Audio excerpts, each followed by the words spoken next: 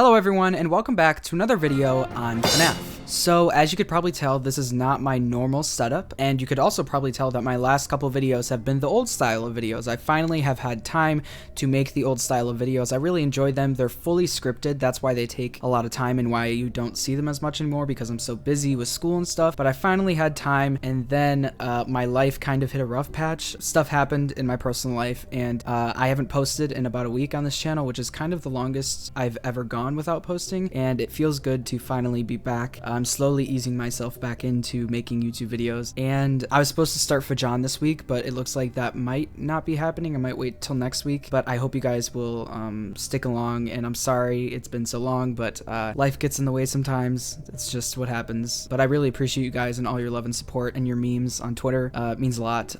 Yeah, that's all I have to say. Let's just jump right into the video. Let's talk about FNaF news. Here we go.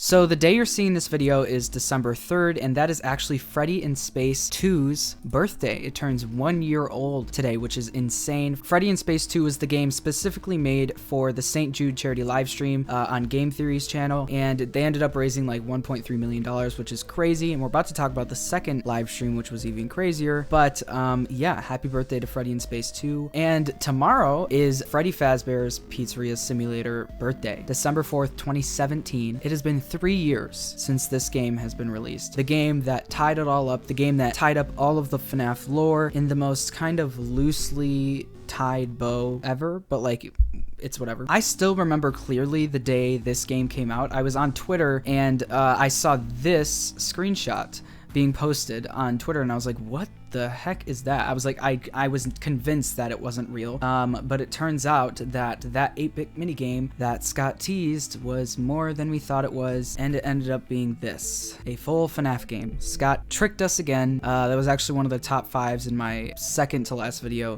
the top 5 times Scott Cawthon trolled us all. But yeah, this was a really crazy moment. I remember I think I live streamed on Twitter when this happened. It was crazy. I didn't even know you could live stream on Twitter, but I was so excited about it that I just wanted to directly share it with you guys. But yeah, just great memories. Watching MatPat and Dawko and Markiplier play this was phenomenal, and I'll never forget the day this showed up on our screens after the minigame glitched out. So happy 3rd birthday to Freddy Fazbear's Pizzeria Simulator. On to the next piece of news. So a little while ago, MatPat announced that he is doing a second St. Jude charity live stream. Last year he did one. It was really successful. They raised over $1 million. I think it was like 1.3 million, which is crazy. And he wanted to do it again, and he wanted to do it bigger and better. Even with all of the pandemic stuff going on, he wanted to do it anyway, and it was a huge, gigantic success.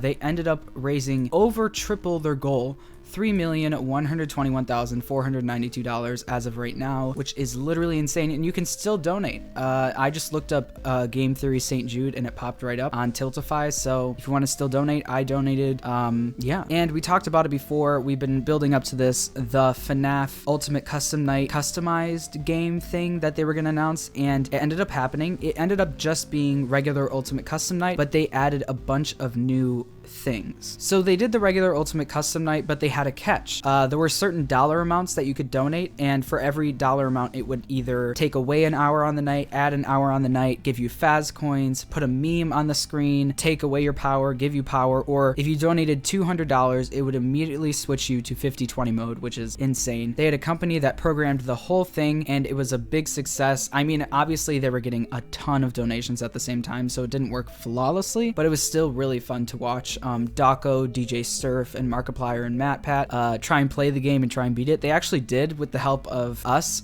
We pushed the hours ahead to the end of the night really quickly, so they won really fast. But Dawko did an amazing job, and DJ Sterf did an amazing job. It's really, really cool to see how far Dawko has come. I've been watching him since I was like 15 years old, and I'm 20 now. So it was really, really, really mind-blowing and cool to see him up there. I was really felt like a proud son. I don't know. But it was awesome. And congrats to Dawko and DJ Sterf. You guys deserve all of the success. And you handled the live stream like a champ. Dawko, you handled Markiplier making fun of you like a champ. It was all a joke. We all know it was a joke. And the nice words that Markiplier gave you were so true. We all care about you. We all appreciate your hard work. And you are kind of the king of Five Nights at Freddy's now. I mean, he kind of said it, but like kind of not. I don't know. I'm just going to put it out there. I mean, maybe there can be two. Maybe there can be two kings. Who knows? But to me, you're the king of Five Nights at Freddy's. and Markiplier. I don't want to get canceled, okay? Anyways, Scott Cawthon himself showed up on the live stream, not like on the live stream, but he donated $100,000, which was literally insane. Steelwool Games, Steelwool Studios also donated $1,000, which was crazy, and it was awesome. So the FNaF movie has been a huge topic recently because we found out that the movie is filming in the spring of 2021, which is just a little while away. It's just a couple months away, which is insane.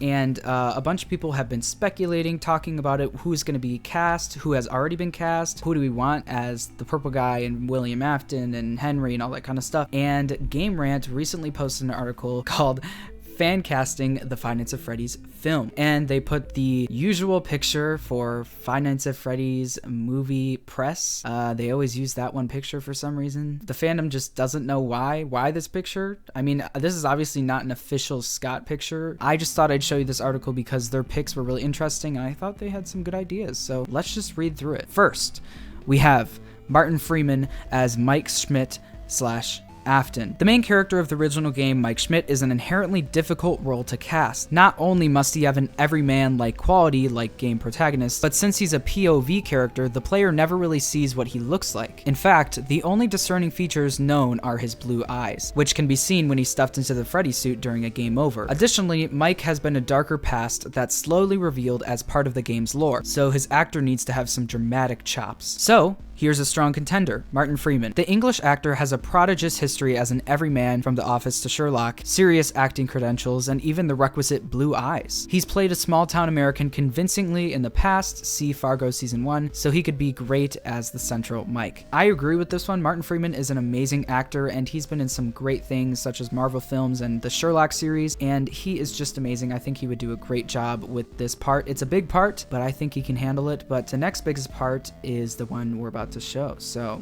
let's see what's next. William Afton, the purple guy, William Dafoe. The main antagonist of the Five Nights series and Mike's father, William Afton is a supremely dark individual. The co-founder and owner of Fazbear Entertainment, Afton owns Freddy Fazbear's Pizza and uses the location to murder over 13 children. Eventually becoming the purple guy and Springtrap, Afton is a dark figure that needs to be both welcoming and murderous, as well as old enough to be Mike's father. A nice idea for the part is William Dafoe. If Sam Raimi's Spider-Man proved anything, Dafoe can expertly toe the line between surrogate father figure and murderous villain with ease, deftly equipping him to play Afton. Not only that, but he has the thin, sinewy look that defines the purple guy, so he's a good bet. And I agree, William Dafoe is an amazing actor, and I really do think he has the look kind of like a serial killer, not too like, I don't want to like whatever, but like he just has the perfect look for William Afton. I do agree that Sam Raimi's Spider-Man proved that he can toe the line between, you know, a father figure and a murderous villain, so I think he would be a great idea.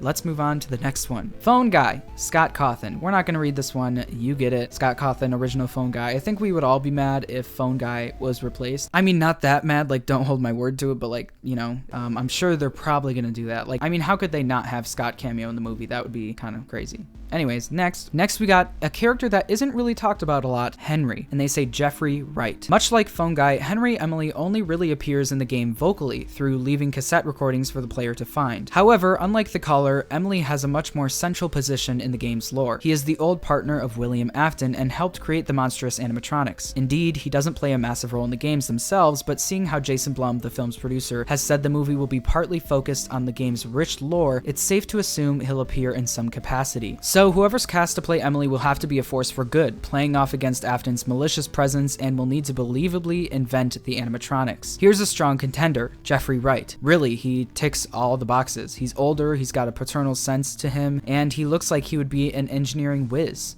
Just watch him as Beatty in the Hunger Games series. With Wright as Emily, the role would definitely be one to watch. I 100% agree. Jeffrey Wright was amazing in the Hunger Games series. He has a great energy of like a tinkerer and a great engineering energy, and I think he would be a great person for this role. Yeah, that's kind of all I have to say about that. Anyways, that's all I have for you today. I'm sorry for the more laid back video. If you enjoyed the video, please make sure to give it a like, and if you didn't, please let me know in the comments below what I can improve on. If you aren't already, make sure to subscribe so you don't miss the next time I post a brand new video. Make sure to put that post notification bell on too. And that's all I have for you today. Thank you guys so much for being patient. If you're still watching the video, thank you so much. I love you all so much, and I hope you guys have a great day. Bye. Bye. Bye.